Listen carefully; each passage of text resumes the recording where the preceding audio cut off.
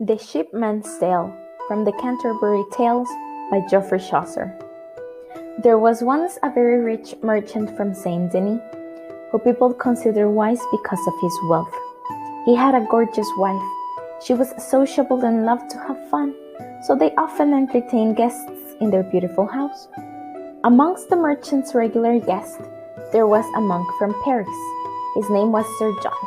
He was handsome and bold, of about 30 years old. He had become such a good friend of the merchant that they called each other cousins, and he called the merchant's wife niece. One fine day, the merchant was getting ready to travel to the town of Bruges, but before leaving he wanted Sir John to spend more than one day with him and his wife. So came Sir John with some bottles of fine wine. They ate, drank, and played. On the third day of the monk's visit, the merchant had urgent business to tend to, so he retired to his study and asked for no man to interrupt him. Meanwhile, Sir John was taking a stroll in the garden.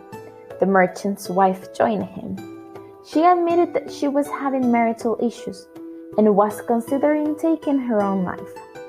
The monk offered to listen to her sorrows and to keep a secret whatever she told him. They both swore not to betray a single word they said, and thereupon they kissed and confessed their love for each other. The wife then tells him how she has suffered since she became a wife, that her husband is vile and stingy. She asks the monk to lend her 100 francs to buy the clothes her mean husband does not provide. Otherwise, she will die. She promises to pay him on the day he sets, and do whatever pleasure or service he requests. Sir John agrees to loan her 100 francs.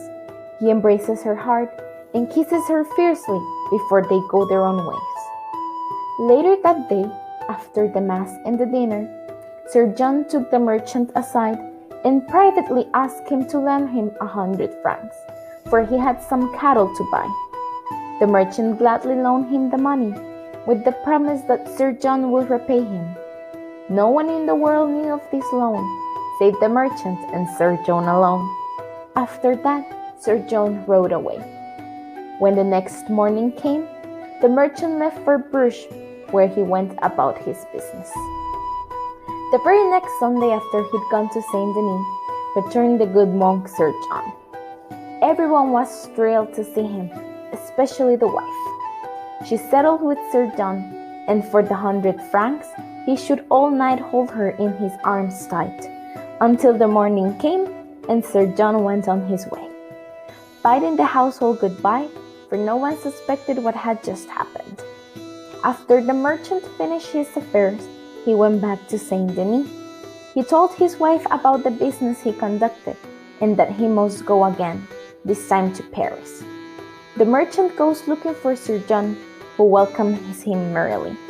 The merchant asks Sir John for the money he lent him, and the monk responds that he has paid the money to the merchant's wife. The merchant goes back to Saint Denis, where his wife is waiting for him.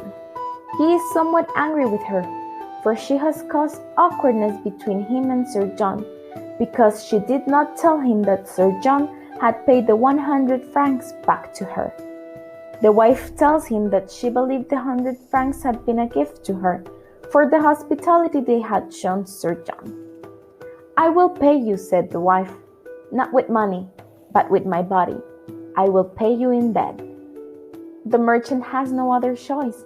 He has to accept his wife's compensation, and he forgives her for the mistake. That is the end of this tale.